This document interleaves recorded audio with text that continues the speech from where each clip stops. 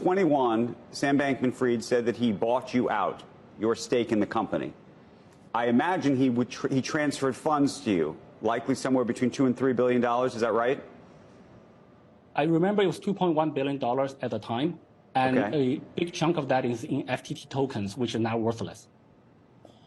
So he sent you FTT tokens, and you believe that the majority of the $2.1 billion was that? It's a combination of, I believe it was a combination of BUSD, BNB, and FTT.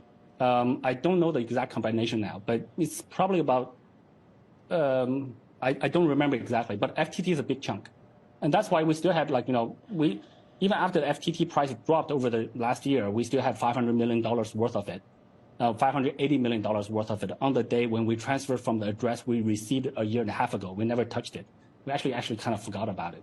And then we transferred it on the blockchain from that address we received to Binance.com, and that got picked up by the community.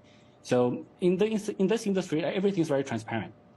Well, but my question to you is, both a bankruptcy judge and potentially others could seek, like they did in the case of Bernie Madoff, frankly, to seek to claw back that money. Are you prepared to send that money to them? And by the way, I mean, and maybe this is a risk to your firm. Some will measure it as the value of FTT today. Some may measure it on the value of FTT at the time. So if you had to send a check in U.S. dollars for $2.1 billion, could you? So I think we'll leave that to the lawyers. I think our legal team is perfectly capable of handling it.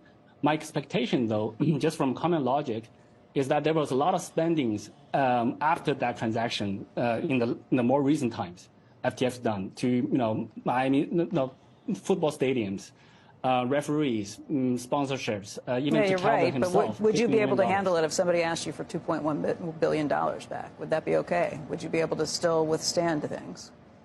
We're financially okay. Including you have $2.1 billion to give away. If somebody came to claw that back, you'd still be fine? We'll let the lawyers handle it. We are financially strong. The $500 million that you guys spent on Twitter, where did that money come from? Are you confident in that? Or do you have additional money? And the reason I ask these questions is, again, you guys aren't FTX, but FTX was making a lot of investments in other places that turned out to be customers' money. Where did you guys get the money for the $500 million investment in Twitter? We don't use customers' money. We have revenue. Our revenue comes from trading fees, and we have very solid revenue. We do not spend on crazy advertisements. We're okay. And we paid the Twitter investment already in cash.